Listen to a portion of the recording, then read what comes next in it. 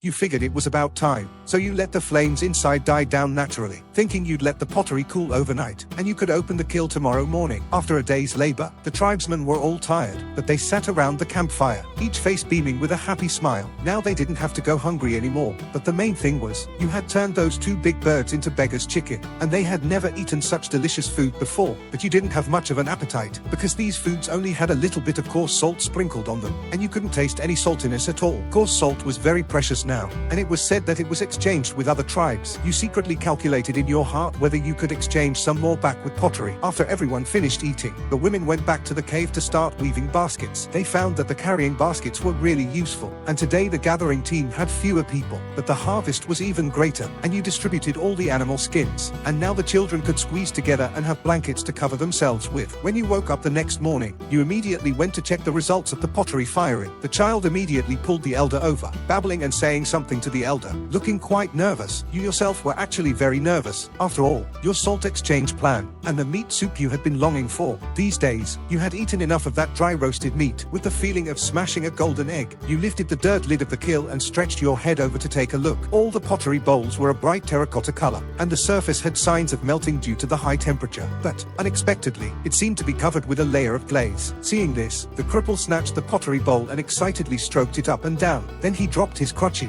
which he never let go of, and stumbled back to the cave. Before long, he came running out with a bowl of water, howling and excitedly showing the tribesmen this beautiful container that could hold water. You smiled and continued to take the pottery out. The 4 casseroles and 4 small water tanks were fired very successfully. The smooth surface had no cracks. Only 2 of the 8 spoons were finished. The rest were melted, all stuck together, and of the 20 pottery bowls, only 12 didn't affect their use. One by one, the terracotta pottery pieces came out of the kiln, bringing the tribe not only shock, but also excitement. Beast-tooth and strong hands and feet were the fastest, each hugging a jar and running to the river, and soon brought back 2 jars of water. Although the elder was excited, he could still remain calm, and consulted you on how this was done with gestures and words. Before you could speak, the 2 little partners who helped yesterday rushed to explain to him that it was made of earth, but what you cared about most was whether you could exchange it for salt. So you gestured and expressed this question to the elder. Unexpectedly, the elder looked at you with an expression of looking at a spendthrift, pointing at the pottery of all sizes, and pointing at the adults and children in the tribe, telling you in his native language, with heartache, just how precious this thing was. After understanding, you were completely shocked. Even a bowl could be exchanged for a boy who was about to reach adulthood, or 2 girls, let alone those water tanks and casseroles. In the various tribes now, there were very few containers for holding water, and it was common to grind a stone basin for a lifetime. And in order to obtain more containers, some tribes would not hesitate to exchange